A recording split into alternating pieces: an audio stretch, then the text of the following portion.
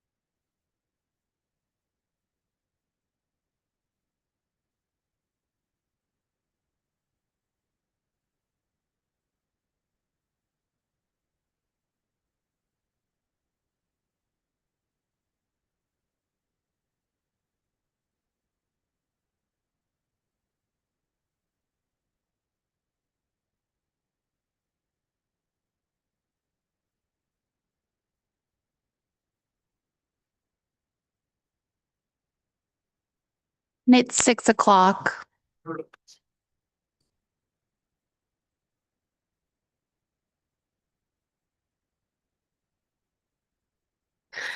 Okay, welcome everybody to the first Planning Commission meeting of the new year. Happy New Year to everybody. It seems odd to actually take roll, and our new mayor doesn't take roll, but Miss Watson, would you take roll, please? Mills, Yes. Combs, Here. Ryan, Martin, Here. Jaretzky. Here. Okay. Will you please join me? Oh, and notice that we have a flag this way and this way, so you can face whichever way you would like for the Pledge of Allegiance. And that way, what was the third way? Oh. Oh my. Okay. All right, I'm going this way. I pledge allegiance to the flag of the United States of America and to the republic for which it stands, one nation under God, indivisible, with liberty and justice for all. Thanks. Okay, item number 3 are the minutes for 12/10/2025.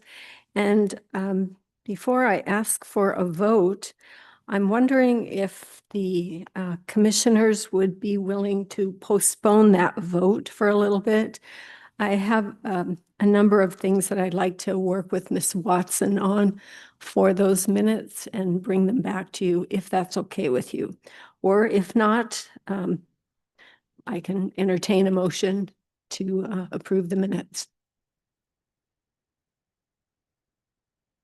Do we need to move to table the minutes?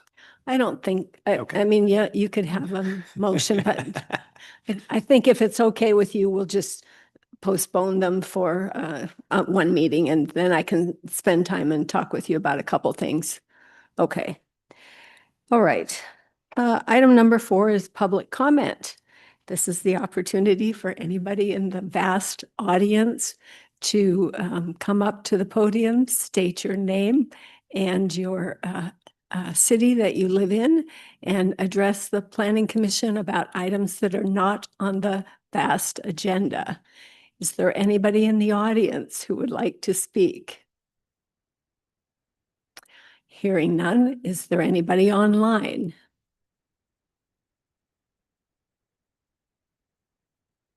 Nobody online either. So that's the end of public comments. Next are public hearings. We don't have any. So item 6A, election of officers. We have 2 officers to elect tonight, a chair and a vice chair. And We will do that with a nomination and a second. And I would like to start by nominating Mr. Frank Dretzky for chair. Is there a second? Madam Chairman, I second that Okay. nomination. Are there any other nominations for chair? Hearing none, I'm going to close those nominations. Is there any discussion? If not, all those in favor of Mr. Dretzky taking over as chair for the Planning Commission, say aye. Aye. Aye. Opposed? The ayes have it. Congratulations, Mr. Dretzky. You get to take it from here. Tonight? Yeah, No. you're the chair now. Then I guess the second item is a co-chair. Do we have any Not a nomination? co-chair, a vice chair. Vice chair, I'm sorry, Yeah. vice, see, I'm already corrected first sentence. Vice chair, do we have any candidates? Anybody like to nominate anybody for that position? Mr. Chairman, I'd like to nominate Linda Martin as vice chair. Good choice. Do we have a second? I would second that nomination. Any discussion? Any discussion? Do we need to take a roll call? No, you can just, All those in favor say aye. Aye. Opposed by the same sign? It's unanimous. The only comment I'd like to make is it's going to be very difficult to follow your footsteps. The job you've done, especially the last year and a half, thank you. but we'll try. All right, discussion of Planning Commission meeting day. There's been some conversation evidently that Wednesday is not the preferred date for a couple of members of the commission. It gets in the way of what, activities in Everett? Is that correct? Yeah, Mr. Chairman. I was one of the instigators of that question. On my calendar, I do have 10 and probably 11 Wednesdays this year. Well, I will be out of town and in a situation where I would not be able to participate by video. My world won't collapse if we continue on Wednesdays, but if it makes no difference to the rest of this commission, I'd like to entertain doing it on a different day of the week. Okay. Since we've started that discussion, is there a day that is preferable for members, or maybe a day that's not preferable? Are you thinking Tuesday or Thursday? Personally, any day of the week other than Wednesday night would be okay. Okay. Mr. Chair, Yes. I'd Dr. prefer Martin? Tuesday. You prefer Tuesday? Yes. Okay. Since Mr. Mills had no preference other than preferred not to meet on Wednesdays, then I'd like to, do we have a motion do we need a motion and do we need to vote on changing the date? You certainly can. I think that's probably wise. Okay. And then is the motion effective at the very next meeting? That we would meet on the You might 24th or want whatever that would you be. might want to discuss that and see if that works for everybody's current schedules, give people time to, it's entirely up to you. It could be effective whenever you would like. Or you might, wait a couple of months to give other commission members notification that things are going to be changing soon. It's up to you. Okay. If we're going to make the change, I just assume to have it effective, I guess, the 24th, which I think is 2 weeks from yesterday, if I'm not mistaken. Is that all right with you?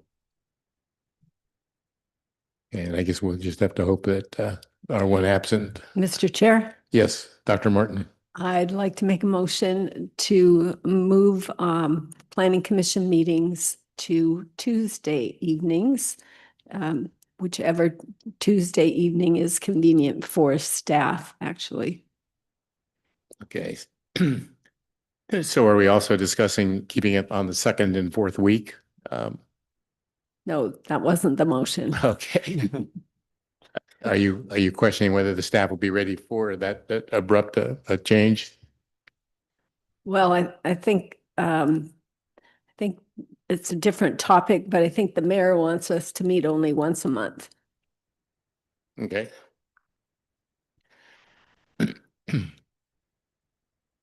Would you like me to weigh in? I think we've there's been some back and forth about that.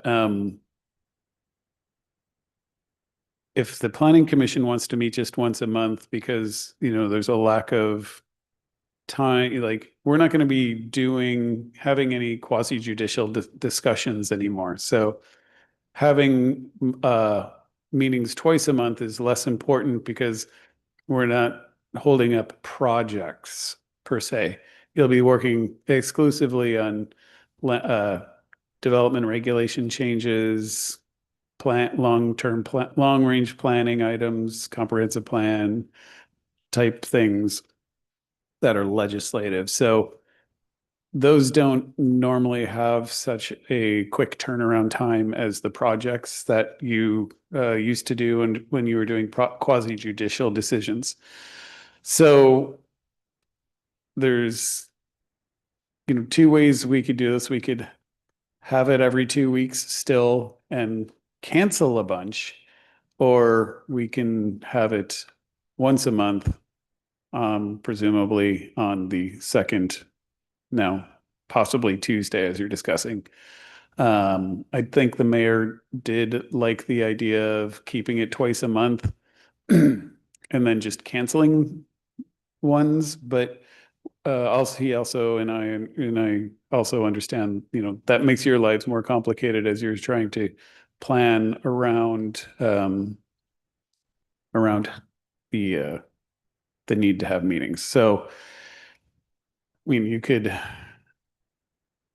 there's some ways around it and being like, we'll know if we're going to have a meeting, it's always going to be on the second week of the month.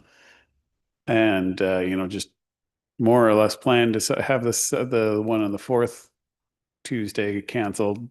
It's a little bit awkward, I understand. So, I don't think the new ordinance or made a change to that. Let's look up let me make sure that the code doesn't specify. Mr. Chair, I was going to call you Madam Chair. In the meantime, we have a motion without a second at this point, and it's just for the day of the week being Tuesday. Okay, do we have a second for the motion of meeting on Tuesdays?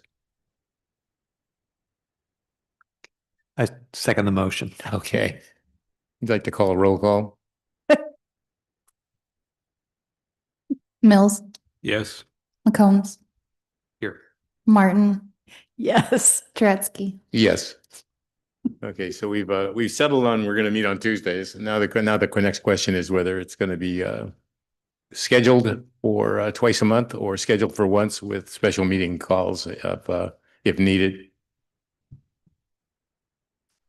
We'll also need to check the planning commission rules of procedure. I have it. You have them. Does that specify twice a month? No, under 3A meetings, the planning commission and city staff shall determine a regular meeting time, place, and frequency as necessary. So, and I have the code enabling the planning commission right here, and it does not speak to the number of meetings per month it doesn't say it's required to be 2 months. So, to the best of my understanding, the planning commission can choose the number of times you meet in a month. Mr. Coleman, I think I heard you start to say, or you did say what the mayor prefers we do, based on your conversations. I don't want to speak for the mayor, but I think his perspective was it was easy enough to just cancel the ones that you don't have. But he did then acknowledge when the point was brought up that, it makes it more challenging for you to plan around your lives to do it that way. And we can always schedule additional planning commission meetings if we're in the middle of a project and we're working on something, we're like, yeah, let's, and then the obvious one would be, the fourth Tuesday of the month. Mr. Chair, Yes, the Dr. the Martin. motion that has now been approved was to be Tuesday, and which Tuesday was at the discretion of staff.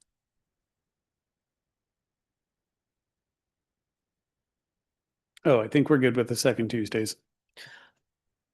I was just checking the council chambers calendar to make sure that council chambers is available, and it is on the second Tuesday. Mr. Chairman, would it be possible to look at the third Tuesday? I have a standing meeting. Maybe I should not have agreed to Tuesdays, but I thought I could work around it. But like a third Tuesday would be better for me because I have standing meetings on first and second Tuesdays already. But this would be my priority if it were the second Tuesday or the first Tuesday. Fourth. Fourth I can do. It's the first and second I have trouble with, but third or fourth would be better for me, but I would make these meetings my priorities. I guess I'd like to see a motion for a meeting on the third Tuesdays then of try and make it as easy as possible for everybody. Mr. Chairman, Yes. I would like to make a motion that we meet on the third Tuesdays of the month as our regular meeting. Do we have a second for that? I'll second. Any discussion? I'll call for a vote.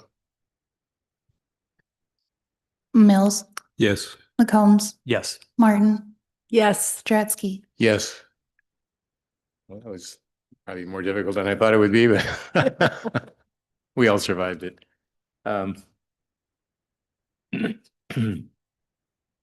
You might want to discuss when that goes into effect because we're probably not going to be able to swing that in 5 days from now or 6 Yeah. days from now.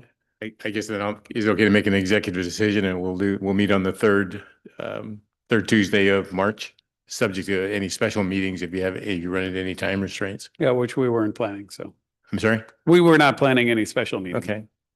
So again, do we need to vote for meeting on our first meeting in the new schedule being the third Tuesday in March? Which is March 17th, to let everybody know. ooh, wear your green. Yeah, all right. I guess we can go out for a beer afterwards or something, but. All right, move on to item 7, Planning Department update. So that's effective March 17th. Yep. Yes, sir. And ladies, Mr. Chair, and we're keeping the time 6 p.m. 6 o'clock. Okay.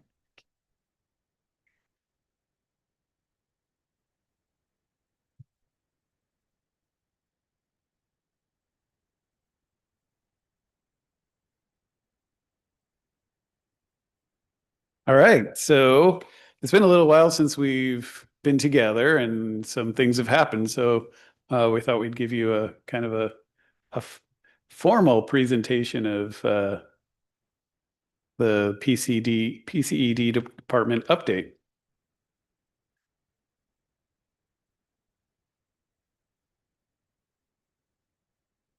All right. So one of the last things that you had worked on in December was the 17th Street cottages, or was that even that might have been in November? No. It was December.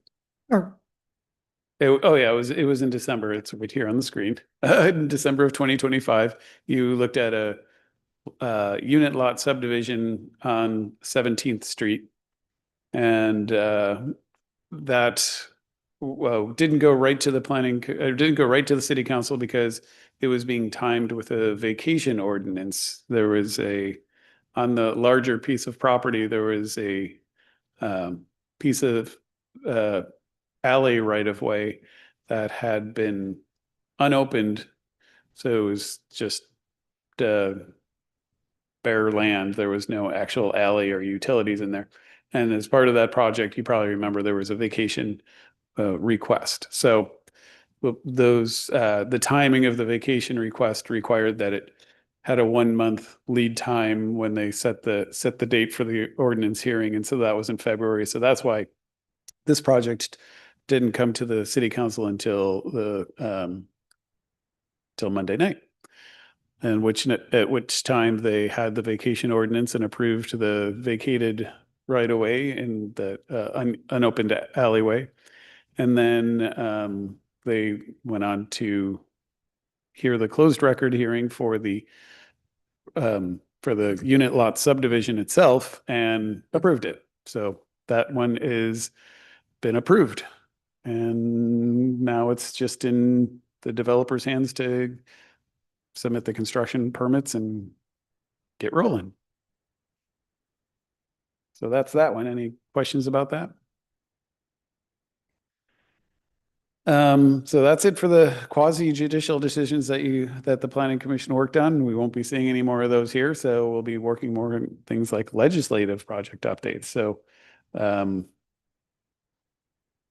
we did meet in December, but we couldn't recall if the comp plan had yet been adopted, but of course it has, and I'm sure you all are well aware. But the comprehensive plan itself was adopted in Ordinance 5013, and then the development regulations were adopted with Ordinance 5014 on December 15th of 2025. They went into effect on the new year, which means, now all those housing changes that you made recommendations for, including the ADU changes that we were required to make by the state, all went into effect on January 1st. All of those went into effect, and the comprehensive plan is adopted and in place. We did receive an appeal to the Growth Management Hearings Board of the comprehensive plan and development regulations. And so that's making its way through the Growth Management's Hearings Board. But the regulations are in place in the meantime until proven otherwise. Not a lot to report on that. We're just kind of getting dates set for all of that. And we had a pre-hearing and just getting all our ducks in a row. Of course, it was appealed by Ian Muntz. Any questions about any of that? All right, so what's coming up for the Planning Commission as far as legislative project updates? Well, you already knew we were working on the critical areas regulations update. That's due at the end of the year. We last year later in the year, started working on the best available science review as part of the critical areas ordinance. What you need to do is when you do an update, you review all of the science that has come out since the last update to see if anything has changed. So any of the background science about critical areas such as wetlands, or if there's new science and industry standards based on science that affect wetland buffers, for example, or buffers on streams. So we're completing our review of the best available science to see if there's been significant changes. Once we get through that, we'll make some draft amendments and bring them to the Planning Commission for your review and recommendation. I don't anticipate that's going to be like we just drop it off one day and say, here's a list, check it out, and let us make a decision today. I think we'll probably go through it a little bit more methodically. And we're still, figuring out the scope of the changes that are necessary. So I can't really speak eloquently about what you can expect yet. And as noted here, it needs to be done by the end of the year. Any questions about the critical areas ordinance update? All right, great. We'll move into the Shoreline Master Program periodic update. So this was previously worked on by the Planning Commission in 2019, 18 and 19, maybe later. Yeah, it was, I think we started in 2019 and then COVID happened. And so it got a little bit stretched out, and Planning Commission recommended approval of the amendments to council in 2022. And then adoption has been delayed since then.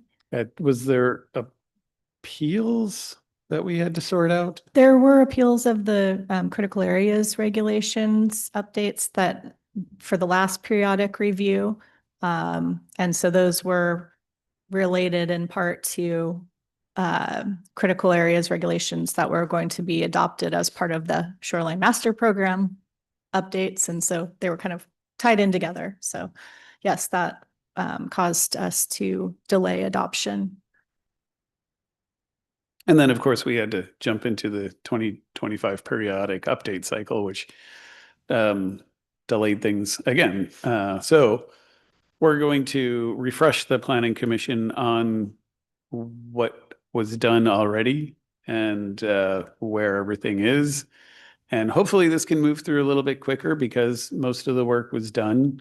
But we have a whole new crew of Planning Commission members, so we're not going to say here, just tell us this is okay, and we're going to move along. We'll make sure to get meaningful feedback. And then the similar process is once you make a recommendation, it goes to City Council. The Department of Ecology for Shoreline Master Program updates. This procedural steps are a little bit different, but more or less the same. There's some touch points that we have to bring ecology in after we get some preliminary approvals and before we can formally adopt at the City Council level.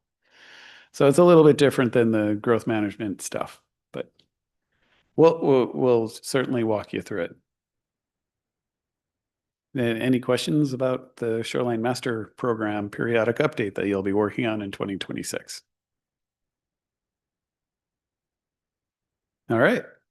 And then further development regulation amendments. So we're planning that we're going to have some cleanup, housekeeping things possibly related to the comp plan development reg updates that might have been missed, or if we discover that there's any inconsistencies after the changes that were missed since it was a large update. Make sure that if we come across anything that we definitely reviewed all of our development regulations when we adopted the other development regulations, but in the off chance that there's something that is now a little bit inconsistent or confusing because of the changes, we'd bring those to you. There's still some state legislative mandates that we need to address, including lot splitting as a state regulation to make it easier to do lot splitting. Similarly for unit lot subdivisions. So these are some changes that the state made to make it easier to split lots and do unit lot subdivisions. And if there's anything else that any other state ones that come across legislature this year, and any ones that we're just forgetting at the moment. There's always stuff happening at the state legislature. And if we have time this year, we have several city-owned properties that are not zoned public. They're zoned various other things. Doesn't really cause too many troubles. We did see some troubles with the library. So if you recall, we rezoned, well, the Carnegie Library, I should say.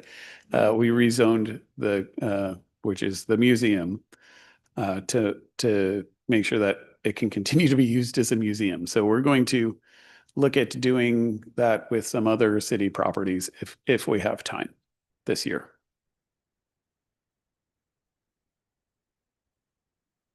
All right.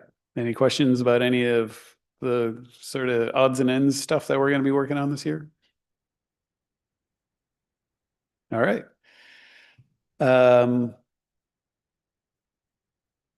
And then there is an annual docket cycle. So every year, people get to request to make comprehensive plan amendments or zoning changes once a year. We have put notice out that that is available for people to make those requests, and they need to be submitted by the end of March. If we receive any, then it will go through the docketing process at the city council. And if the council chooses to put anything on the docket, then it would likely come to the planning commission for review. The year after a major update, it's not common to see because we've just made so many updates and but we'll see. Maybe something comes our way, maybe not. Mr. Chair, just a quick question. I remember the last year during the docketing process, there was comments about the cost to put something on the docket. Can you talk a little bit about that? So if something, I believe that it actually says if it gets docketed, there is a fee. Yeah,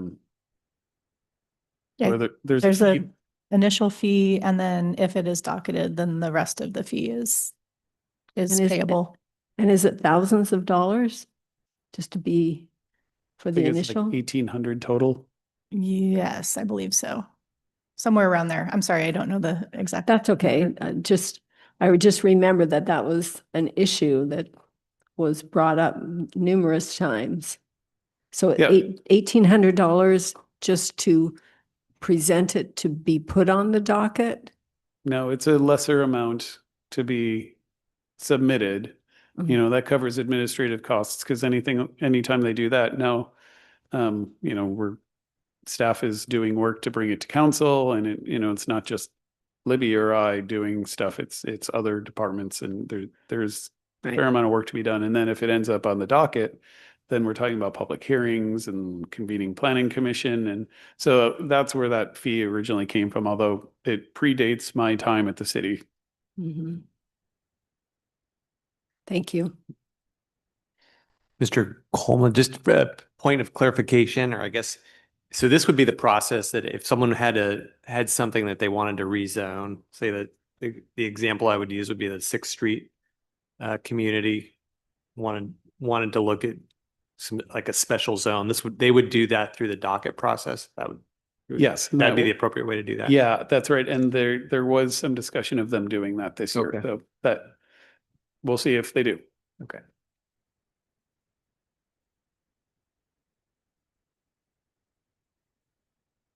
All right. Moving on.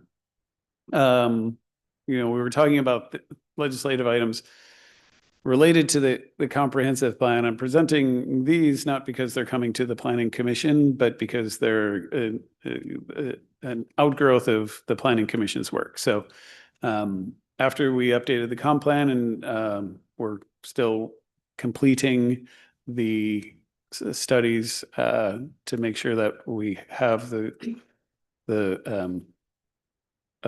sewer plan, a water plan, and a stormwater plan that addresses our 20-year growth projection, and making sure that all of those are addressed in how we're going to accommodate the projected growth. Related to that is then impact fees. So we collect impact fees for fire and parks and transportation. So we're doing fire, parks, and transportation impact fee analysis to see if the projects that are needed to address future growth are going to, how much is that going to cost to do? And then impact fees will be based on the projected number of units or amount of buildings, or there's a lot of factors that in the state law requires that you follow certain methodologies and only consider certain things in projects that are associated reasonably associated with projected growth. So it doesn't, the impact fees don't address deficiencies in systems. They're intended to pay for new growth. And so we're doing all the new calculations based on changes to state laws and changes to our population and jobs, traffic projections, and adjusting those as necessary. And then those will go to city council. They do have the opportunity to then, say if it's going to be like for a new single family home, it's going to be $20,000 to address the impacts of each new home. That might be a little higher than what city council would be willing to charge people. So they do have the ability to reduce that. Mr. Drutsky, sorry, another question. In my former life, impact fees also directly impacted school districts. And I don't know if there's any kind of partnership with the local school district. I know I was involved in building a school that the property was given to us because of impact fees, because a big development was going in. So what about that? So schools do have, the school district does have the ability to charge impact fees. We would just collect it. I see. We generally use the school's calculations. So they have to show that their new enrollment projections are driving a need for new capital facilities. They have not elected to do that. And, considering I don't think our school district's population growth, I should say their student body growth is anticipated to grow up by a lot. So it would be a lot of work to create impact fees and maybe not collect a lot of money because they're not projected to grow a lot. But we haven't had a discussion with anybody at the school district about do they plan to implement school impact fees? Thank you.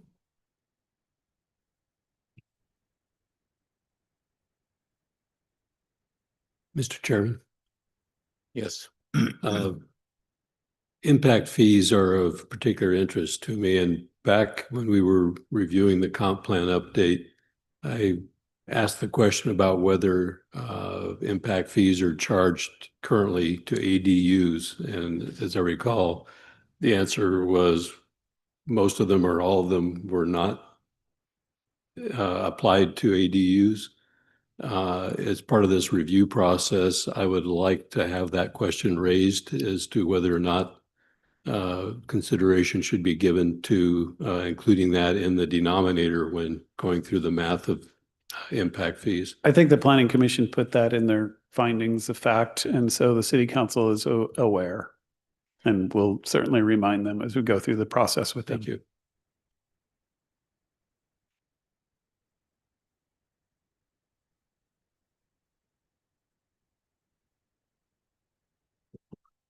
All right, I'm not hearing any more questions, so I'll move on. Coming full circle to the planning commission members. So you probably have already seen resolution 3203, which is the resolution that the city council passed, not last meeting, but the previous meeting, that reestablished the terms for the planning commission. So when we switched from 6-year terms to 4-year terms, that kind of we had to reassign all the planning commissioners into those slots. And so they also we changed the code to have we still need to have them staggered. That way we don't have more than 2 leaving on any given year.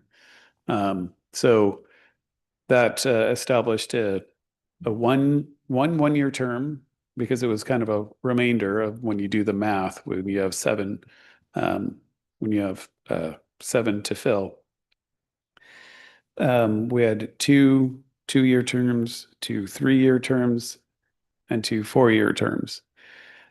The planning commission self-selected where they would like to be in there, and fortunately there wasn't a lot of fighting amongst the planning commissioners. It seemed to fall in pretty nicely, which was very nice on staff. Thank you. And as a reminder, Michael Mills' term started February 2nd of 2026 and will end on February 1st of 2027. So he'll be serving the 1-year term. William McCombs started on that same date and will end February 1, 2028. So that's one of the 2-year terms. Paul Ryan is also in one of those 2-year terms. We have, according to this, there is it skipped over a couple of vacancies because we haven't appointed anybody yet, and went to 4-year terms. And so that would be ending on February 1st, 2030 for Frank Jaretzky and Linda Martin. And they had just re-upped, so they technically had like over 5 years left on their terms when we started this process. So they get a 1-year reprieve, actually. We wanted to do this before we selected the new planning commission members because we wanted to give you the opportunity to self-select first of all, and it just made sense to take care of this and then know, okay, we're going to have 4-year terms, and be able to communicate that with applicants. So now what we're telling applicants is that they are filling a vacant 3-year term. So they will all of the people that apply will be put into a 3-year term. Their terms will end in February of 2029. All nice and neat. And we are still accepting applications for the time being, and hoping to be scheduling interviews with between the mayor and the applicant for the people that we have received applications from. But it's still open. And now I can update our website saying the meetings will be on the 3rd Tuesday of every month. Mr. Chairman. Yes, Dr. Mills. Dr. Martin. Sorry, Dr. Mills. You're gonna have to go ahead and make a comment, Dr. Martin. So our rules of procedure say that we have 6-year terms. And they also say that in order to change the rules of procedure, we need a supermajority of 6 in order to change these rules of procedure. So I don't know how to handle that little glitch.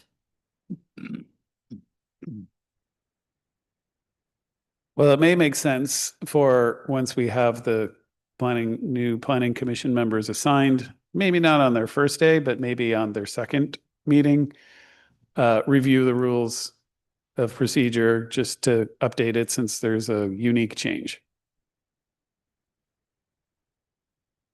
And, then you'll have the opportunity to make any other changes that you might want to, which it's pretty new, so I don't know that you would want to, but it would be your option. I guess my question to all of you is, is everybody going to vote for a max of 4-year terms rather than the old 6-year terms? Is there anybody going to complain about that? I think we're on track.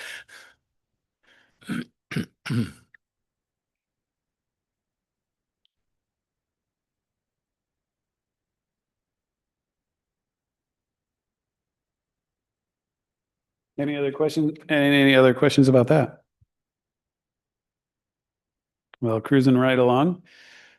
Just about done here. I just wanted to put in a plug-in for our downtown streetscapes project. I'm sure all of you are well aware that we're doing a planning project to look at how we want our downtown streetscape to look, and some other factors along with that, including connection to the waterfront, and one of the things that the that the consultants working on this project have envisioned is a circular walking route that goes basically from Cap Santa east-west across downtown on 9th, I believe, out to the library and the museum, and then going north a couple of blocks and coming back into the town, I believe, on 6th. It's just a proposal, but people seem to like that. And it would be kind of a light lift, like adding signage and being like, hey, you're in town.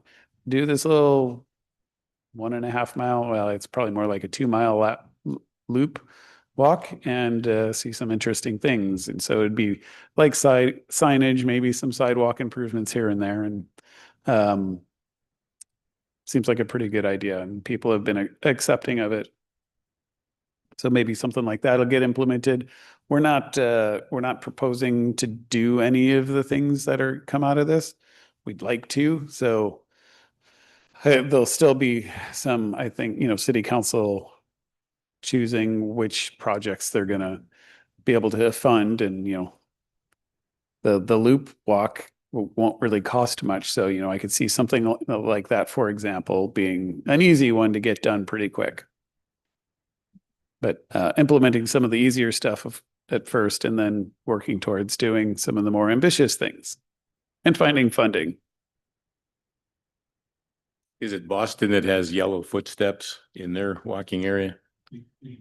The freedom, but it's yellow or orange footsteps on that whole loop, I think. But they might. It's been 30 years maybe, but I think when I did it, they might have been brass. But I imagine people steal that. I don't know if it was brass. Paint's a lot cheaper. A very vague recollection, but yeah, I did. I definitely, as my first time visiting there by myself, learned about that trail and like, oh yeah, I'll follow that. Great. So maybe it'll be helpful for us to do something similar. Maybe we can do brass.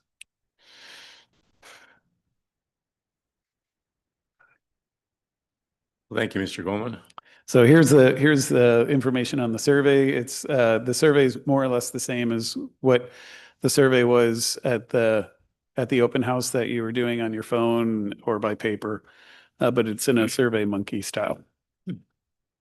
And that's it. That's the end. Sort of, not really.